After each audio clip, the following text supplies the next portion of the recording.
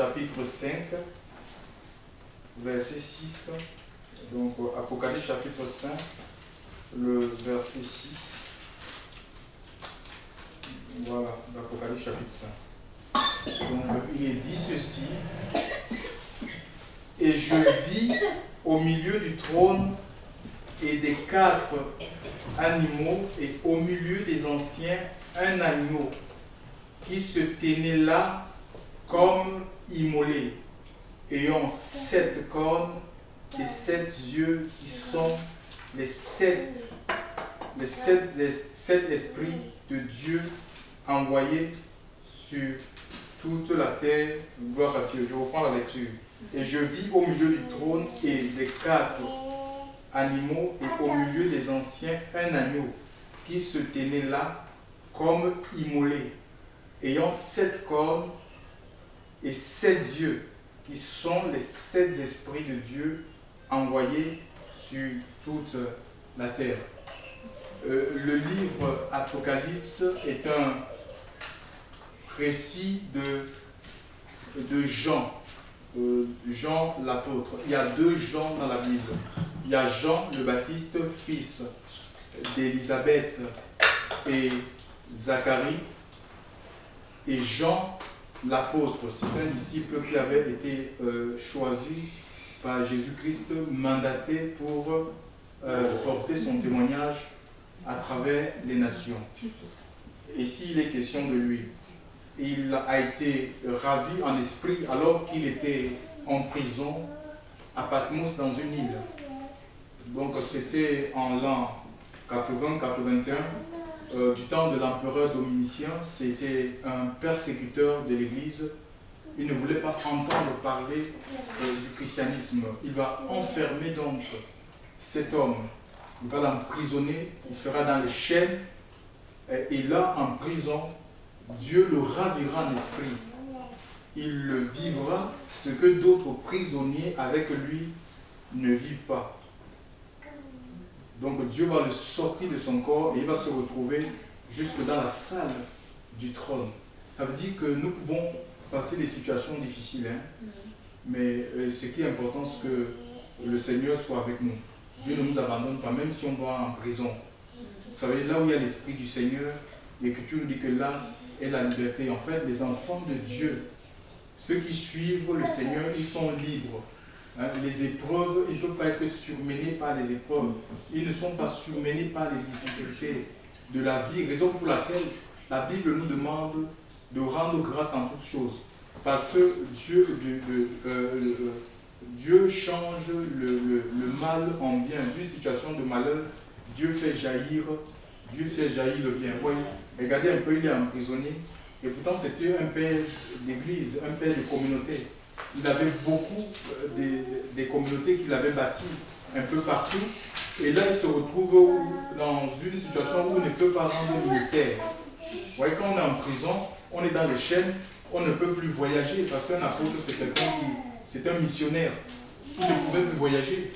Il était là retenu et quelquefois Dieu permet, peut-être que le Seigneur voulait le rencontrer.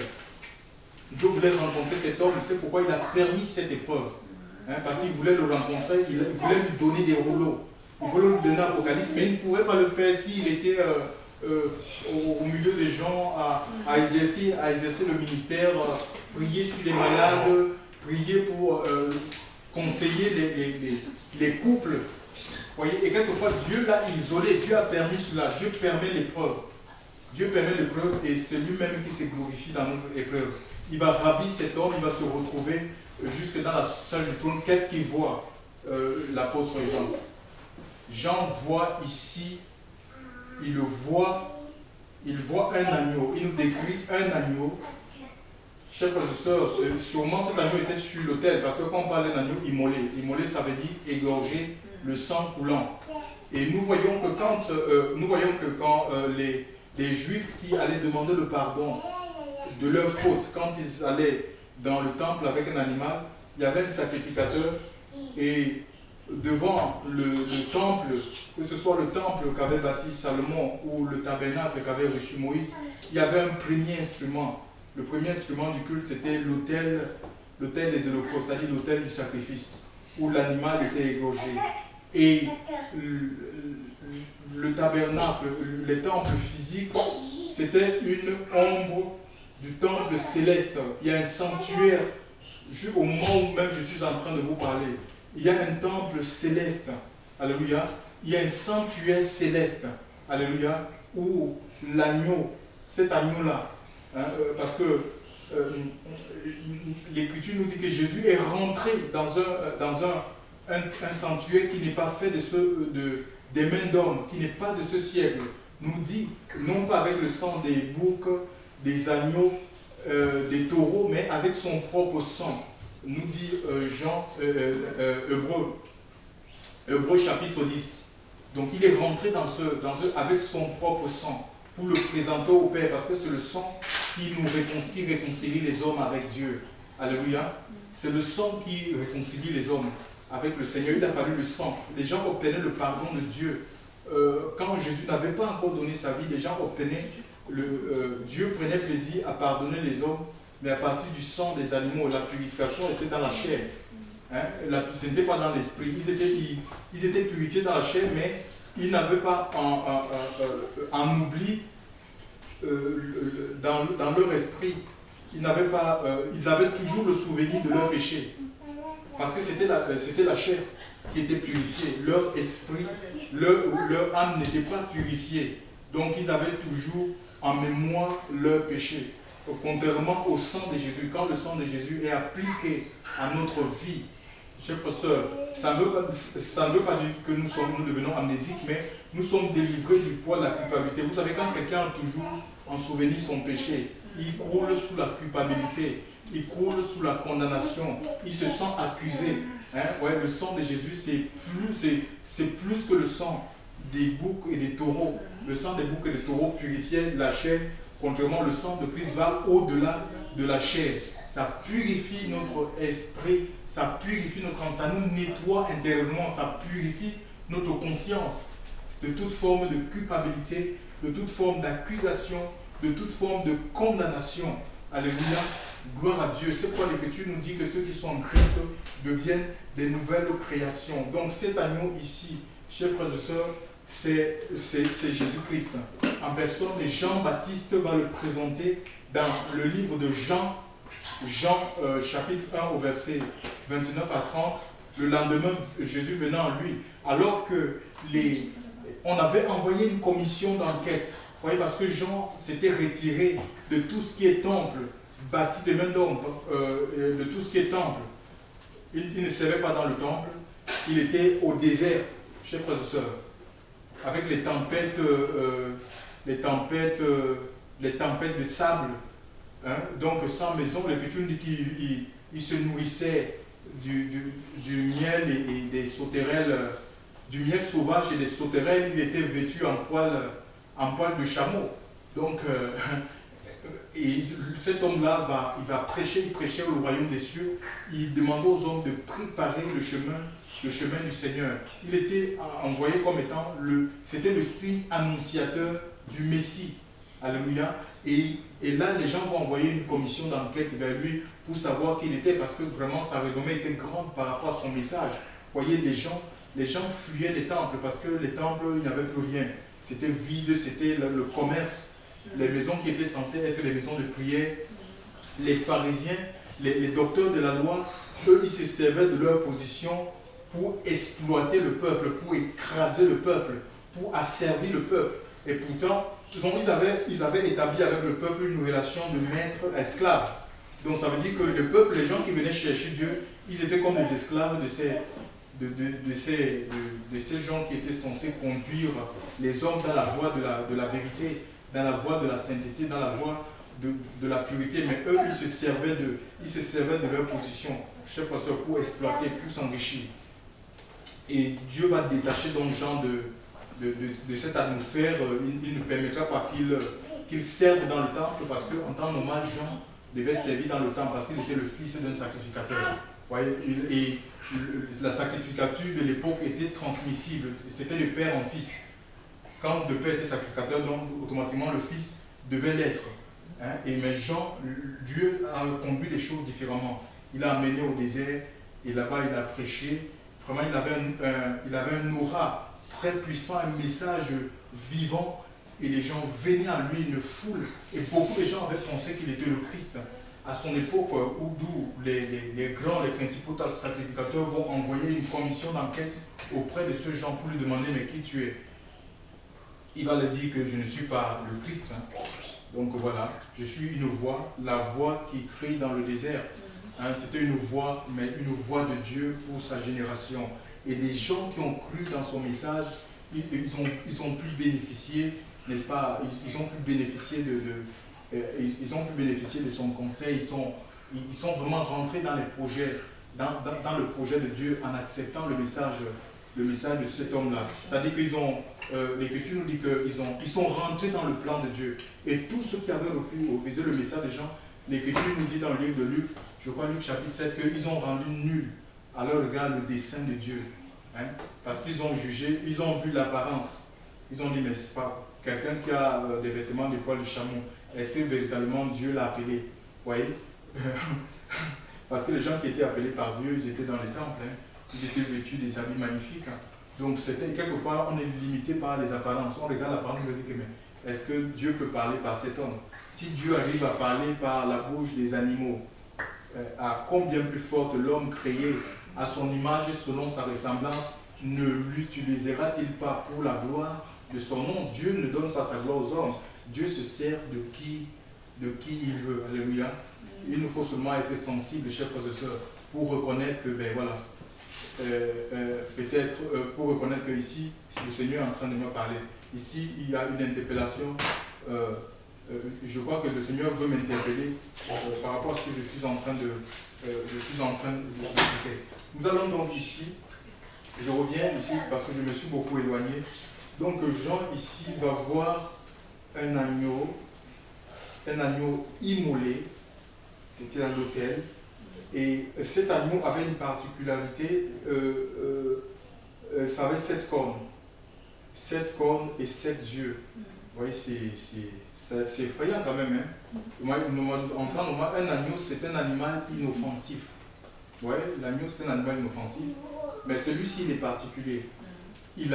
L'Écriture nous dit qu'il a 7 cornes. Les cornes, ça nous parle de la puissance. Ça symbolise la puissance dans la Bible. Quand Dieu, par le biais du prophète Samuel, a oint David comme roi, après avoir rejeté Saül, il a utilisé une corne. Alléluia. Il a dit, au moment alors que Samuel était en train de pleurer sur Saül, Dieu a dit, mais arrête de pleurer sur quelqu'un que j'ai rejeté, remplis ta corne d'huile et va dans la maison d'Isaïe et oint pour moi roi un de ses fils, donc David, celui que je te montrerai. Donc c'est David qui avait été choisi. La corne, ça nous parle de la puissance. Donc il y a la puissance dans le sang de Jésus. Si nous croyons dans le sacrifice de la croix, il y a une puissance. Et l'Écriture nous dit que 7 cornes. Ouais, ça dit que, imagine un peu un agneau qui a 7 cornes sur la tête. Ça veut dire que les cornes regardent sur toutes les directions. Dieu agit sur toutes les directions sur la surface de la terre. Donc Dieu peut toucher partout. Au même moment, les gens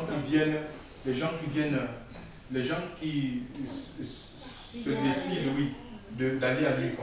Dieu peut agir. Et cet animal-là, en même temps, cet agneau-là a 7 yeux. L'Écriture nous dit qu'ils sont les 7 esprits de l'Éternel envoyés sur toute la terre. En fait, non pas qu'il y ait 7 esprits, il y a un seul esprit, nous dit l'Écriture. Il n'y a pas 7 esprits.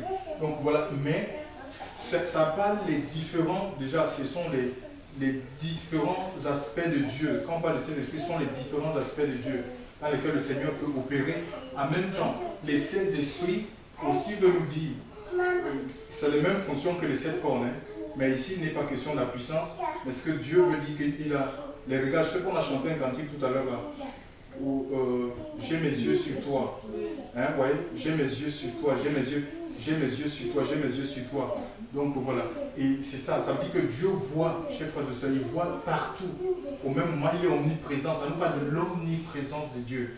Dieu sait tout sur les hommes, chers frères et sœurs. Il voit la misère des hommes, tout comme il avait vu la souffrance du peuple juif en Égypte, chers frères et sœurs. Et pour cela, il avait suscité Moïse pour les sortir de leur souffrance, de leur peine, de leur douleur.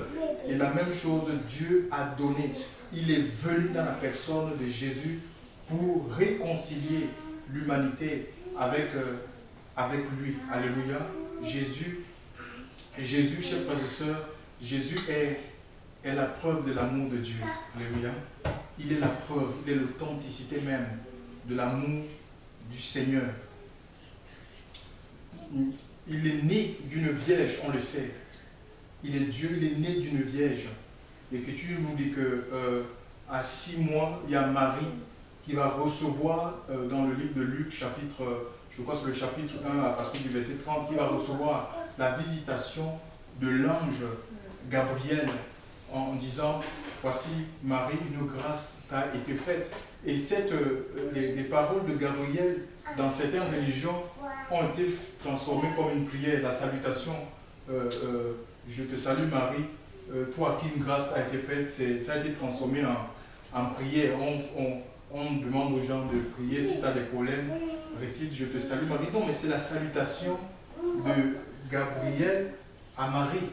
On ne peut pas en faire une prière. Jésus a dit, si vous voulez, voilà comment vous devez prier. Notre Père qui es aux cieux, que ton nom soit sanctifié. Donc on ne peut pas prendre une salutation et en faire une prière. Prier même, c'est parler à Dieu. Dieu veut que nous lui parlions avec nos mots, avec nos paroles, chers frères et sœurs. Et que nous lui exprimons, c'est un fait, ce que nous ressentons, tout comme on peut exprimer ce que nous ressentons à nos parents physiques. Donc voilà, et ici, il va dire, toi à qui une grâce t'a été faite. Marie ne reçoit pas la grâce de Dieu parce qu'elle est sainte, comme on entend. Parce qu'elle est sainte. Hein? Elle était vierge, certes. Mais la virginité n'était pas un critère de sainteté en Israël. Toutes les filles en Israël, avant d'avoir un mari, étaient vierges. Tu vois? Donc elles allaient en mariage étant vierges. Et ici, et nous voyons même quand elle a conçu, quand elle est tombée enceinte, il y a son fiancé. Ils étaient fiancés, elle était fiancée à Joseph.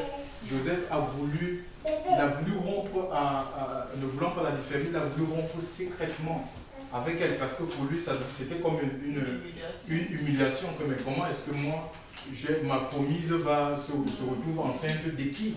Et il va recevoir, au même moment, l'ange va visiter, le même ange va visiter Joseph en lui disant, non, ne crains pas de prendre Marie, ta femme, car l'enfant qu'elle porte vient du Saint-Esprit. Ce n'est pas le fruit de la débauche, ce n'est pas le fruit du mensonge. Elle t'a trompé, de la tromperie, mais ça vient du Saint-Esprit. Que voilà, donc Marie naîtra un fils, donne-lui le nom de Jésus, celui qui sauvera son peuple de ses péchés. Donc c'est Jésus qui est l'agneau de Dieu, comme Jean nous le présente dans Jean chapitre 1 verset 29, qui ôte le péché du monde. Bon, c'est vrai, dans nos religions, on a fini d'inventer des moyens pour obtenir les péchés. Par exemple, le pape Grégoire IX a inventé les indulgences pontificales, c'est-à-dire le pardon moyennant finance, le pardon de nos péchés, le pardon des péchés présents et les péchés futurs, les péchés que j'ai commis ou des péchés passés. J'ai commis des péchés dans le passé, je peux obtenir, en donnant de l'argent, je peux obtenir le pardon de mes péchés, ou les péchés que je vais commettre mais s'il y a un problème, le Seigneur ôte. Quand nous recevons le pardon du Seigneur, le pardon est libérateur, le pardon de Dieu est libérateur. Nous voyons toutes les fois dans la Bible, quand le Seigneur pardonnait une personne, il disait, va, ne pêche plus, parce que tu trouves la force du Saint-Esprit te communique. Non seulement il déchire ce manteau, chers frères et sœurs, en toi, il te donne la force par le Saint-Esprit pour que tu ne reproduises plus les mêmes choses. C'est pourquoi l'Écriture nous dit que ceux qui sont en Christ deviennent de nouvelles créations. Les choses anciennes sont passées et toutes choses sont faites nouvelles. À lui soit toute la gloire. Alléluia. Il n'est pas né d'un homme, d'un homme, c'est-à-dire que sous l'apport du spermatozoïde. C'est l'ombre du Tout-Puissant. Parce que Marie même, elle était étonnée, elle dit, mais moi qui suis vierge, comment cela se fera-t-il? Ben, l'ange rassurant Marie en disant, l'ombre du Tout-Puissant, le Saint-Esprit viendra sur toi et l'ombre du Tout-Puissant te couvrira. C'est pourquoi le Saint-Enfant sera appelé le Fils du Très-Haut. Gloire à Dieu. Alléluia. Le Fils du Très-Haut. Il sera appelé le Fils du Très-Haut. Le Fils du Dieu vivant. Jésus est le Fils de Dieu. Dieu a un Fils, oui. Mais c'est la Bible qui le dit. Il a un Fils. Non pas qu'il a eu des rapports sexuels avec Marie. C'est un mystère. Alléluia. C'est un mystère. Dieu est Dieu. C'est un mystère. Alléluia. Gloire à Dieu. Dieu a un Fils. Et il a aimé tous les hommes au point de... C'est ce qu'il avait de plus cher. Alléluia. Il a donné Jésus. Afin que, croyons en lui, qu'on ne meure pas dans cette vie déjà. Et c'est le seul qui peut nous garantir la vie éternelle. Si on le suit, si on est à sa suite, il est question d'être à sa suite. Pas seulement dire, Seigneur, oui, je t'accepte comme sauveur. Aujourd'hui, nous, on veut Jésus seulement comme sauveur. C'est impossible, ça ne marche pas. C'est quoi, ça ne marche pas dans beaucoup de vies. Les gens veulent Jésus comme sauveur, mais ils ne le veulent pas comme Seigneur. Il faut qu'il règne en nous. Il faut qu'il établisse son règne en nous, chers frères et sœurs. Et son règne, c'est un règne de paix, un règne de joie, un règne de justice. Alléluia, c'est une justice qui est imputée. Il nous l'impute parce que nous avons confessé son nom, parce que nous avons cru dans le sacrifice de la croix. Lui va nous imputer sa justice pour qu'on marche, on marche dans cette justice, qu'on ne marche plus dans la corruption, dans le vol, qu'on n'emprunte plus des chemins détournés. On ne peut pas parvenir au bonheur en empruntant des chemins de fausseté, de mensonges, de tricherie, en étant double. Avec le Seigneur, c'est impossible, chers frères et sœurs. Alléluia. Il faut marcher dans la justice de Dieu. Il faut marcher dans la vérité de Dieu. Il faut vivre dans la vérité, chers frères et sœurs, dans le Seigneur. Alléluia. C'est la vie à laquelle le Seigneur nous a appelés. Chers frères et sœurs, Jésus a un message. Aussi, son message était unique. Alléluia. Son message était unique jusqu'aujourd'hui, même après nous. Personne ne parlera ou n'a jamais parlé comme Jésus. Il n'est pas allé dans une faculté de théologie. Aujourd'hui, on trompe les gens. On dit, mais si tu veux servir Dieu, il faut aller dans une faculté. Et il y a des jeunes qui ont l'appel du Seigneur en eux. Et ils se font avoir par ce genre de raisonnement. On leur fait croire que pour être efficace dans le ministère, il faut aller dans une faculté de théologie. Jésus n'a jamais été dans une faculté de théologie. Et il n'est même pas allé, quand il a paru sur le territoire d'Israël, il n'est pas allé il y avait des écoles rabbiniques. Il y avait deux grandes écoles en Israël. Il y avait l'école des Hillel et l'école de Shammai. Donc il y avait les Shamaïstes et les Hillélistes. Donc c'était des grandes écoles qui formaient des rabbins, des maîtres, des docteurs de la loi, chers frères et sœurs. Mais il n'est pas allé dans ces écoles, il n'est pas allé dans ces facultés, chers frères et sœurs, rabbiniques, pour chercher les hommes qui devaient bouleverser le monde. Il est allé chercher les pécheurs, les collecteurs d'impôts, chers frères et sœurs, des gens sans instruction, des hommes, l'Écriture dit que les hommes du peuple. Alléluia. Et il les a servis parce que Dieu, la puissance de Dieu agit dans la faiblesse. Pour que tu n'aies pas à dire que c'est ma force, c'est mon intelligence, c'est ma théologie. Mais si tu te remplis de théologie, ça ne veut pas dire que Dieu ne peut pas utiliser une personne qui a des théologies, qui a des connaissances. Mais avant de t'utiliser, il faut qu'il te déshabille de tes théologies. Comme il a fait avec Moïse, il a sorti Moïse de l'Égypte. Moïse avait la grandeur humaine, il avait les habits princiers. Il l'a amené au désert pendant 40 ans. Il a déstructuré, il a déshabillé. Il va te déshabiller parce que tu n'as pas besoin. On ne sert pas Dieu avec les connaissances humaines, les connaissances d'hommes. On a besoin de l'Esprit de Dieu. Et quand nous lisons Apocalypse, les 7 lettres envoyées aux Apocalypse, les 7 lettres envoyées aux églises dans le livre d'Apocalypse, chers frères et sœurs, nous voyons que à la fin de chaque lettre, il est dit que celui qui a des oreilles entende ce que l'Esprit dit à l'Église, raison pour laquelle les scribes et les pharisiens de l'époque, ils étaient émerveillés, ils étaient étonnés, ils disent, mais lui qui n'a pas appris, qui n'a pas été enseigné, lui qui n'a pas été, voilà, qui n'a pas étudié, comment connaît-il les Écritures parlant de Jésus? Et Jésus va le répondre, chers frères et sœurs. C'est dans le livre de Matthieu, chapitre 7, hein, à partir du verset, je crois que c'est le verset Matthieu 7, on va le lire. Matthieu 7, il dit, comment connaît-il les Écritures, lui qui n'a pas étudié? Lui qui n'a pas étudié. Et Jésus lui répond, mon enseignement ne vient pas de moi. Mon enseignement ne vient pas de moi, mais de celui qui m'a envoyé. Alléluia. Mon enseignement ne vient pas de moi, mais de celui qui m'a... Mon enseignement ne vient pas de moi aussi.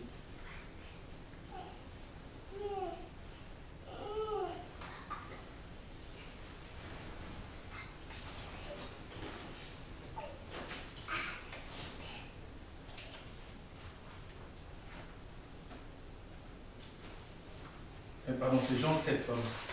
Autant pour moi, c'est Jean 7. Jean chapitre 7, oui. Jean chapitre 7, très rapidement.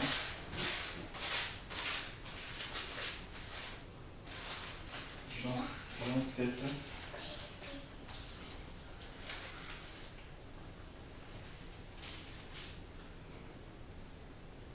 Jean 7.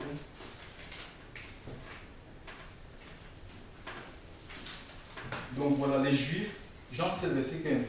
Les Juifs donc s'étonnaient, disant, comment celui-ci connaît-il les lettres, vu qu'il ne les a point apprises? Jésus donc leur répondit et dit, ma doctrine ou mon enseignement n'est pas mien, mais de celui qui m'a envoyé. Alléluia. Donc son enseignement ne venait pas de lui, mais de lui qui l'avait envoyé. C'est Dieu et c'est Dieu qui l'a envoyé. Et lui-même, Jésus, après, a envoyé ses disciples. Il dit, comme le Père m'a envoyé, moi aussi je vous envoie, dans le livre de Jean chapitre 15. Et nous voyons que parce qu'il les a envoyés, il ne les a pas laissés seuls. Orphelins, il les a donné le Saint-Esprit. Et il dit que l'Esprit de Dieu vous rappellera mes paroles. Celui qui enseigne Jean chapitre 14, verset 26. Donc c'est le Saint-Esprit, bel et bien, qui enseigne l'Église. L'Église n'a pas besoin d'entendre les messages de leadership. Parce que l'Église, ce n'est pas une société. Les ministères de leadership sont réservés aux entreprises, aux médecins. C'est eux qui cherchent à fructifier leur entreprise. L'Église, c'est des personnes. Donc, ce n'est pas avec les messages de leadership que Christ sera formé dans notre vie. L'Église n'a pas besoin d'entendre les messages de prospérité. Ce sont les messages qui attachent les hommes aux choses de la terre. C'est des messages qui viennent de l'enfer. Mais l'Église a besoin d'être attachée à son époux, à son Seigneur, à Christ. Alléluia. L'Église a besoin d'être attachée à son époux. Et l'Église n'est pas là pour rechercher les choses de la terre. L'Écriture nous dit, cherche premièrement le royaume et la justice, et toutes les choses de la terre nous seront données. Et l'Écriture nous dit même, nous en tant qu'Église, dans le livre de Matthieu chapitre 6, que nous ne devons pas nous mettre en peine de ce que nous allons manger, de ce que nous allons boire, de quoi nous serons-nous vêtus, mais que ce sont les païens qui recherchent ces choses. Que ce sont les païens qui recherchent ces choses, mais vous cherchez premièrement le royaume et la justice, parce que votre paix, tout vous sera donné. Parce que quoi? Votre paix, c'est les païens qui cherchent ces choses. Pourquoi? Parce qu'ils ne les ont pas, ils pensent que bon, la satisfaction, le bonheur ne se trouve qu'en ayant les choses matérielles. Mais Jésus a dit que le Père qui est dans le ciel sait que vous en avez besoin. Il sait qu'on en a besoin, mais cherchez premièrement le royaume et la justice. Et lui, il va nous donner ces choses au moment opportun. Alléluia. Donc on ne doit pas se préoccuper sur qu'est-ce que je vais manger. Vraiment, restons dans la main du Seigneur. Et Dieu pourvoira à nos besoins, chers frères et sœurs. Alléluia. Dieu pourvoit, il n'a pas changé. De même, il a pourvu au bélier du sacrifice à son serviteur Abraham. Il s'appelle Jéhovah Jireh. Pour tous nos besoins, chers frères et sœurs, Dieu pourvoira. Alléluia. Pour tous nos besoins, il sera pourvu. Il est vivant. L'Écriture dit qu'il est le même hier, aujourd'hui, éternellement. Donc son message est unique. Personne n'a parlé comme le Seigneur Jésus-Christ. Et c'est Dieu qui nous permet de parler. C'est Dieu qui forme. La plus grande formation qu'on puisse avoir, c'est au pied du Maître. Alléluia. C'est Jésus qui nous forme. On peut aller dans les facultés, dans les écoles, mais tout ça c'est rien. Nous avons besoin d'être au pied du Seigneur. Parce que notre message aussi, chers frères et sœurs, voyez, nous ne pouvons donner que ce que nous avons reçu. Et ce que nous donnons révèle de qui nous avons reçu. Les apôtres, ils donnaient la vie parce qu'ils avaient reçu la vie de Jésus. Ils avaient cette vie-là. Hein, et cette vie pouvait relever les paralytiques. Chers frères et sœurs, voyez, et si on n'a rien reçu, on ne donnera rien. Donc si on a reçu des gens du monde, on donnera le monde aux gens. Tu vois, et c'est ce qui se passe aujourd'hui. Si on a reçu la vie de Christ, on sera à même de la transmettre. On va transmettre cette vie, chers frères et sœurs. Si nous avons reçu la doctrine du Maître, nous serons dépositaires de cette, ça dit que nous sommes dépositaires de cette doctrine et on ne peut que la transmettre. Alléluia. On ne peut que la transmettre.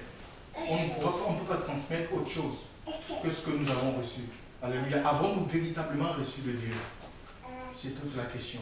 Chers frères et sœurs dans le Seigneur, je continue. Jésus, sa mort aussi, sa mort fut unique. Alléluia. Sa mort fut unique. Personne, nous dit Jean chapitre, je crois que c'est Jean chapitre 10 au verset 18. Il dit, personne ne me l'ôte, je la donne de moi-même. Jésus n'est pas mort comme un révolutionnaire. Hein? Il n'est pas mort comme quelqu'un qu'on a essayé, on a attrapé parce que tellement il faisait trop de bruit. Il défendait le droit des sans-papiers, les droits des sans-logements. Et on a décidé, maintenant on va le taire. C'est un révolutionnaire. Non. Il dit, personne ne me l'ôte. Je la donne de moi-même. Tel est l'ordre, le mandat que j'ai reçu de mon Père. Alléluia. Tel est le mandat que j'ai reçu de mon Père. Et nous voyons même quand il fut arrêté, amené devant Pilate, Pilate va lui dire, dans Jean 19, hein, il va lui dire, ne sais-tu pas que j'ai le pouvoir de te crucifier et de te relâcher? Jésus va lui dire, tu n'aurais sur moi aucun pouvoir si cela ne t'était donné, de mon Dieu. Tu vois, et que celui qui me livre à toi commet un plus grand péché. Et l'Écriture dit qu'à ce moment, Pilate cherchait à relâcher Jésus, mais il n'y avait pas moyen, parce que c'est pour cette heure que Jésus était venu. Alléluia. Il était venu pour donner sa vie en rançon. Alléluia. C'est le prix, c'est le prix, c'est la rançon, c'est le prix qu'on donne pour libérer les esclaves, les gens qui sont prisonniers. Alléluia. Et on est dans un monde où les gens sont dans toutes sortes de prisons spirituelles. Ils sont prisonniers dans les religions, ils sont prisonniers des faux pasteurs, prisonniers des gourous, ils sont prisonniers de l'alcoolisme, de la drogue, ils sont prisonniers de toutes sortes de déviances sexuelles. Le Seigneur est venu pour nous donner la délivrance. Alléluia. Il est venu pour nous donner la délivrance. Alléluia. La délivrance est possible aujourd'hui parce qu'il n'a pas changé. Alléluia. Oh, sa mort fut unique. Chers frères et sœurs, mais aussi sa résurrection fut unique. Alléluia. Et que selon Dieu, selon l'Écriture, hein, c'est le Saint-Esprit qui a ramené Jésus. Alléluia. D'entre les morts. C'est le Saint-Esprit. Ce n'est pas un homme. C'est le Saint-Esprit qui l'a ressuscité. Et l'Écriture nous dit dans le livre de Romains chapitre 9, Romains chapitre 8, à partir du verset 9, que si, Romains 9, 10, hein, donc Romains 8 à partir de 9, 10, chers frères et sœurs, que celui qui n'a pas l'Esprit de Dieu ne lui appartient pas. On peut avoir une carte de membre, une carte de religion, chers frères et sœurs, mais ce n'est pas une garantie pour obtenir l'éternité, pour espérer la résurrection. On peut militer même auprès d'un pasteur, suivre un pasteur, mais le Seigneur dit que celui qui n'a pas l'Esprit de Dieu, il n'appartient pas au Seigneur. Tu peux appartenir à la plus grande religion du monde, la plus belle dénomination. Si tu n'as pas l'Esprit de Dieu, c'est la marque des enfants de Dieu, chers frères et sœurs. C'est ça qui nous authentifie, c'est ça qui nous distingue des autres personnes, des religieux. C'est ça qui nous distingue des païens, l'Esprit de Dieu. C'est l'Esprit de Dieu qui nous distingue des païens, chers frères et sœurs. Si on ne l'a pas, on peut avoir On peut avoir toute la connaissance livresque. On peut avoir la connaissance des Écritures, connaître la Genèse à l'Apocalypse, mais celui qui n'a pas l'Esprit de Dieu, il n'est pas question de connaître la Genèse. Satan connaît la Bible. Satan connaît la Bible. Tu peux parler en langue. Les démons parlent en langue. Mais si tu n'as pas l'Esprit de Dieu, tu n'appartiens pas au Seigneur. Et l'Écriture va plus loin. Comme si nous lisons le verset 10, 11 de Jean, il dit, et si l'Esprit qui a ressuscité Jésus d'entre les morts habite en vous, celui qui a ressuscité Jésus-Christ d'entre les morts ramènera aussi à la vie vos corps mortels par son esprit qui habite en vous, qui habite au votre esprit, chers frères et sœurs. Donc, entendre le son de la trompette, le jour où le Seigneur viendra, chers frères et sœurs, sur les nuées, il faut mourir dans l'espérance de la résurrection. Il faut mourir ayant le sceau de Dieu en toi. Il ne faut pas que tu perdes le sceau. Et le Seigneur va dire à une église que tiens ferme ce que tu as reçu. Dieu nous a scellés de son sceau. L'Écriture nous le dit dans le livre de Éphésiens, chapitre 4, verset 30, que pour le jour de la rédemption, puisque ce jour n'est pas encore là, on attend ce jour. Mais il ne faut pas que nous perdions le sceau de Dieu. Si on le perd, nous n'entendrons pas le son de la trompette. Alléluia. Et nous n'aurons pas part à l'enlèvement. Alléluia. C'est l'Esprit de Dieu en nous qui va entendre le son de la trompette. Et quand Jésus viendra, la puissance de la résurrection, chers frères et sœurs, nous serons transportés, nous allons revenir à la vie. Alléluia. Et pour aller dans les... C'est le sceau, oui, c'est le Saint-Esprit. C'est le Saint-Esprit, voilà. Le sceau de Dieu, c'est le Saint-Esprit. Voilà. Donc nous sommes marqués. Même sur la terre, même les satanistes, ils savent que les enfants de Dieu sont marqués. Quand tu marches, c'est quelque chose qu'ils le savent dans notre esprit, qu'il y a quelque chose en nous. Alléluia. Que nous sommes habités par quelque chose. Nous sommes habités par la présence de Dieu. Ah, oh, chers frères et sœurs, mais aussi son ascension fut unique, hein, fut une œuvre unique.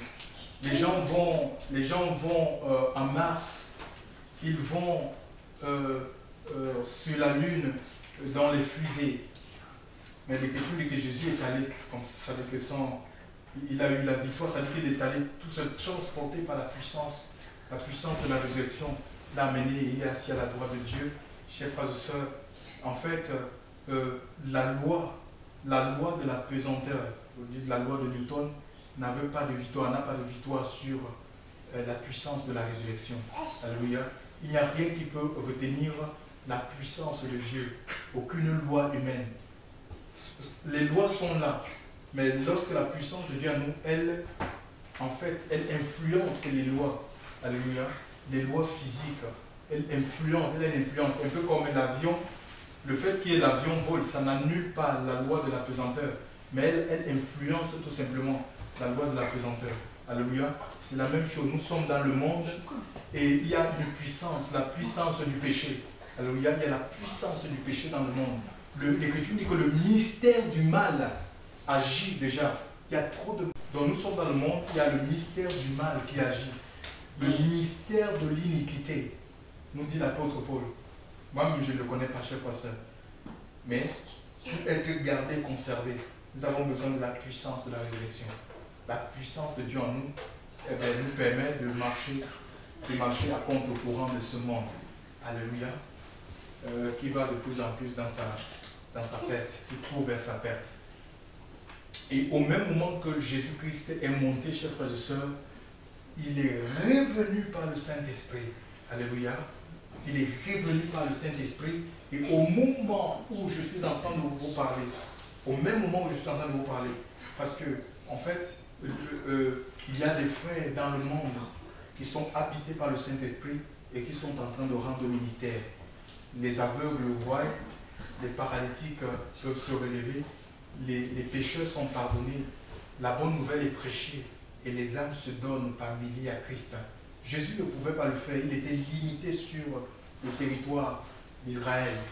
Voyez, il était limité, il était soumis aux lois physiques. Jésus-Christ, homme, il était soumis. Mais il a fallu qu'il repasse. C'est pourquoi il a dit à ses disciples qu'il est avantageux que je m'en aille. Alléluia, parce que si je ne m'en vais pas, le consolateur ne viendra pas. Alléluia. Et étant parti, il a envoyé le Saint-Esprit pour faire de nous son habitation, une habitation de Dieu en esprit. C'est-à-dire que les temples, chers frères et sœurs, et l'Écriture nous demande de glorifier Dieu dans notre corps. Donc on n'a pas besoin de bâtir des temples humains en disant que ça c'est le temple de Dieu. C'est nous qui sommes devenus des temples ambulants, et l'Esprit de Dieu, c'est comme le vent. Donc l'Esprit de Dieu peut nous amener partout. L'Esprit de Dieu peut nous détacher d'ici, nous amener au Canada, peut nous amener en Inde pour perpétuer le ministère de celui qui nous a appelés, c'est-à-dire le Seigneur Jésus. À lui soit toute la gloire. Ah, merci Seigneur. Merci.